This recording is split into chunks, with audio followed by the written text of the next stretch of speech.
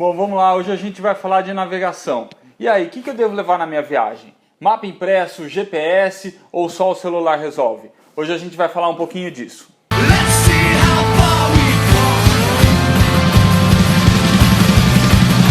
Bom, o Dica Incerta é uma parceria do Destino Incerto com moto.com.br. Então fazem 3 meses que a gente produz conteúdo semanalmente com dicas sobre mototurismo. Bom, e o tema de hoje é navegação e a gente vai falar de algumas ferramentas para te orientar na viagem. Dica número 1, mapa.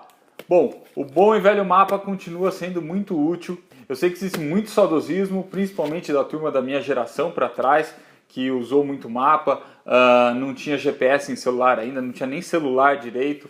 Os GPS eles eram limitados e eram muito caros na época, mas ainda hoje o mapa continua tendo sua utilização. Logicamente, quando você está dentro de uma cidade é muito difícil usar o mapa, porque você precisa da informação muito rápida e esses mapas que abrangem o país ou o estado não vai ter a informação detalhada que você precisa da cidade. Porém, o mapa tem suas vantagens. A primeira é que ele não acaba a pilha, não acaba a bateria, ele não te deixa na mão. Se você deixar ele bem guardado, de repente num saquinho Zippo ou num saco estanque, para que um dia de chuva não estrague ele, é muito provável que o mapa vai estar sempre à mão, sempre que você precisar. Outra vantagem do mapa é quando eu quero visualizar que estradas são pavimentadas e quais são as estradas de terra. Normalmente você checa na legenda qual o desenho da estrada e você consegue ver isso no mapa. Se o mapa estiver atualizado, dificilmente ele erra. O problema dos aplicativos que funcionam no celular e na internet é que eles já sugerem o caminho. E por onde eles traçam o caminho fica muito difícil visualizar se ali é terra ou asfalto.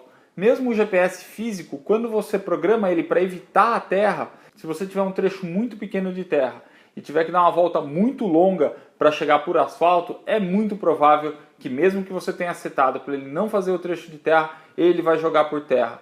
Outra situação que acontece quando ele não encontra estrada asfaltada, é o único caminho que tem, ele vai mandar por terra. E se a ideia não é pegar terra no tour, pode ser que você se surpreenda. O mapa é muito interessante quando a gente vai planejar a viagem. Uma coisa que eu gosto muito de fazer é chamar os envolvidos na viagem, abrir aquele mapão em cima da mesa, pegar umas canetas coloridas e ir desenhando no mapa. Opa, fica aí.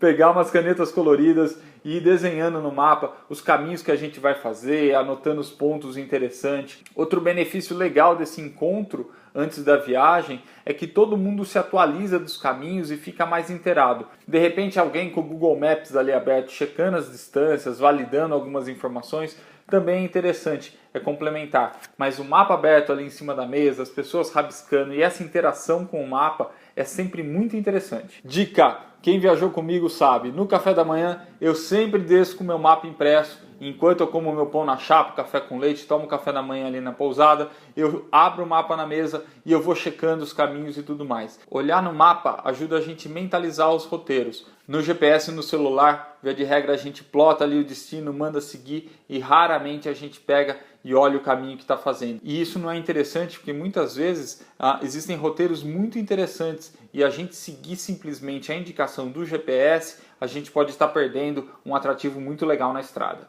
Dica número 2, GPS. Bom, o GPS é uma solução fantástica e foi criada para viagem. Então eles costumam ser mais robustos, via de regra são à prova d'água, a iluminação é feita para em dia de sol você continuar tendo visibilidade da tela.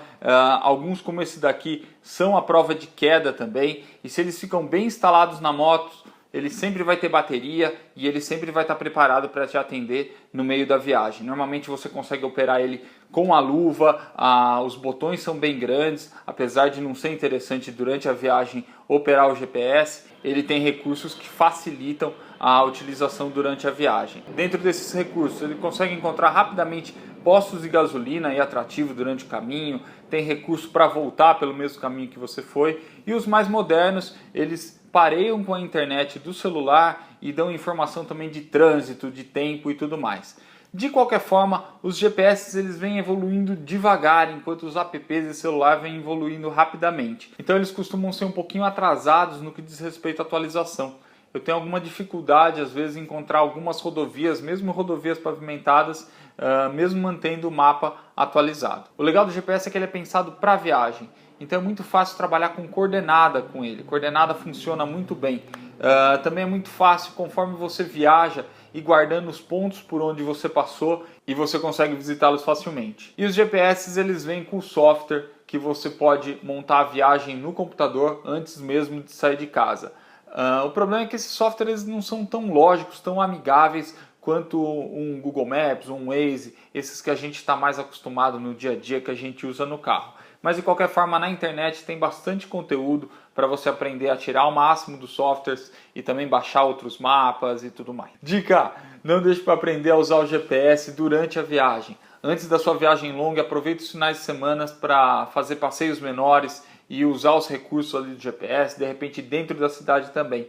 Durante a viagem, quando você precisar do recurso, já estiver perdido, já estiver nervoso porque quer chegar, não sabe o caminho, é difícil você aprender ali embaixo do sol. Então, se você já souber de cabeça que botão que apertar, a sequência das coisas, você vai muito mais rápido se encontrar e conseguir se orientar durante a viagem longa, ok? Dica número 3, smartphones. Bom, os apps para celular vêm substituindo tudo. Hoje não tem quase nada que eles não fazem. E cada vez os apps de GPS estão ficando melhores. Eu uso muito o Google Maps e o Sidekick.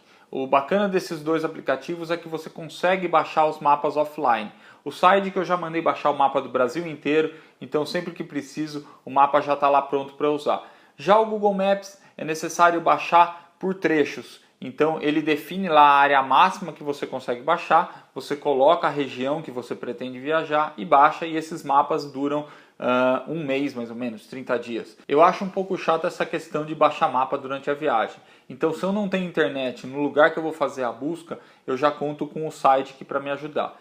Já o Waze, que é bem famoso também, ele funciona muito bem dentro de São Paulo e grandes centros. Quando você começa a se afastar, por conta dele ser muito colaborativo, ele falha, ele manda por uns caminhos que não são tão interessantes. Agora, o que é importante, sempre que você traça um roteiro, principalmente nos aplicativos do celular, ele vai buscar um roteiro ali que não tem trânsito. O que é sempre importante é depois que você plota o destino, olhar o roteiro que o celular está te enviando. Porque ele sempre vai estar procurando o roteiro mais rápido, o roteiro que não tem trânsito. E às vezes tem algum motivo para não ter trânsito ali. Pode ter uma favela, pode ser uma região perigosa, uma região arriscada, uma região que você não quer passar. Então sempre que ele traçar o roteiro, checa o que ele está sugerindo. Normalmente esses aplicativos eles têm uma função lá de sugerir um segundo ou terceiro roteiro e você pode escolher de repente um roteiro que leva uns minutinhos a mais e você vai se deslocar com mais segurança. Bom, já que os apps de celular são tão bons, eu vou focar nas desvantagens. Na maioria deles é muito difícil você planejar uma rota. Então, ou você faz o roteiro deles, ou você tem que fazer a rota segmentada para fazer o caminho que você quer. Outro problema deles é a fragilidade. Então, uma chuva pode de repente comprometer um celular. A gente tem pouquíssimas opções hoje que são à prova d'água. Um tombo de cima da moto definitivamente vai arrasar seu celular. E também quando ele fica muito tempo exposto ao sol ali na moto, principalmente no Brasil, que é um país quente, ele entra em modo de temperatura. Então você vai ficar com o celular inabilitado de repente durante o momento que você mais precisa dele. O celular perde bateria muito rápido quando você deixa ele ligado nesses programas de GPS. Dica: sempre que possível, já tem um adaptador 12 volts ali para manter seu celular ligado durante a viagem. Ele é importante não só para navegação. No caso de uma emergência, você chama um contato com ele, ou mesmo quando você para no mirante, é legal ter um pouquinho de bateria para fazer a foto da magrela ali, ok?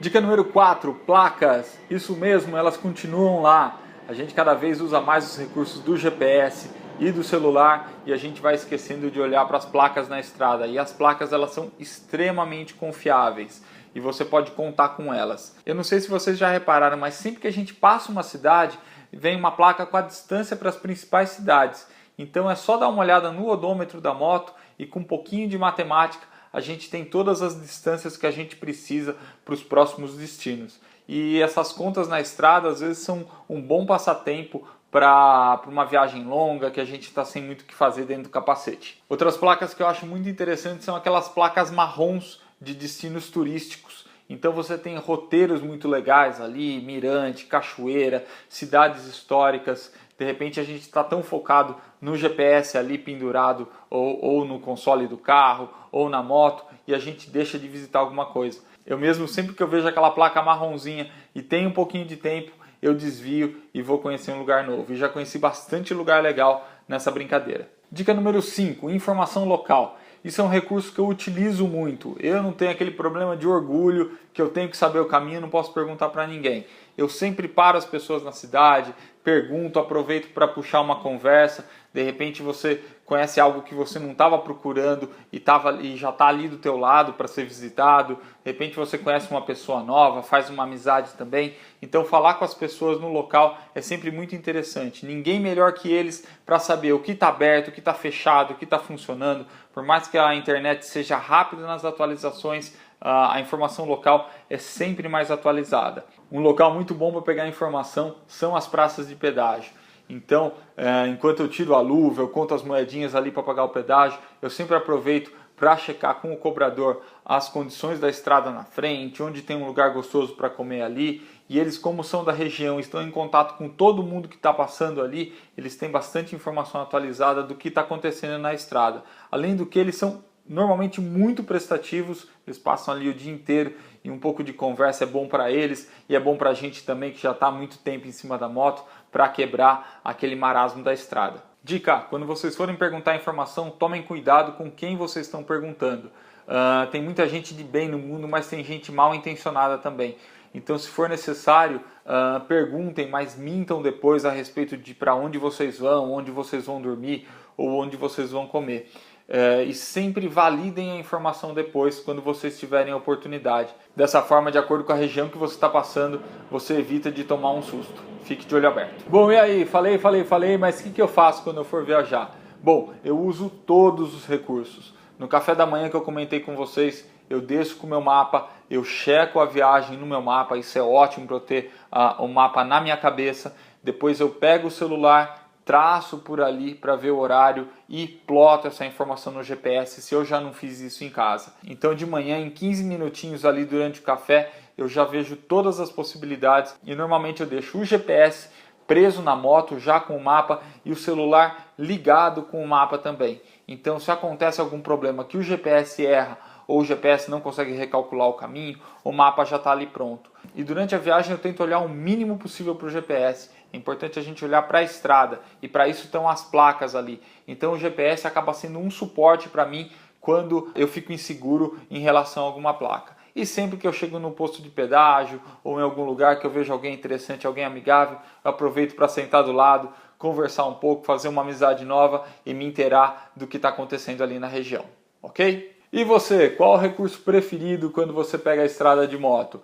O que você usa, o que você deixa de usar, quais os problemas que você teve? Deixa aqui embaixo no comentário que a gente discute depois. Bom, é isso aí então. O Dica Incerta é uma parceria do moto.com.br com o Destino Incerto. Então semanalmente a gente publica vídeo tanto no YouTube do Destino quanto do moto.com.br. Se você não quer perder o próximo vídeo, se inscreva aqui embaixo. Já ativa o sininho que o YouTube te avisa quando eu postar o próximo vídeo. Eu gostaria de agradecer a ABF, que me equipa com os capacetes, a Outstar, que cuida da minha moto para não me deixar na mão na estrada. E é isso aí. Eu sou o Tom, curta, comente, compartilhe muitos quilômetros com o Destino Incerto e a gente se vê na estrada. Vamos que vamos!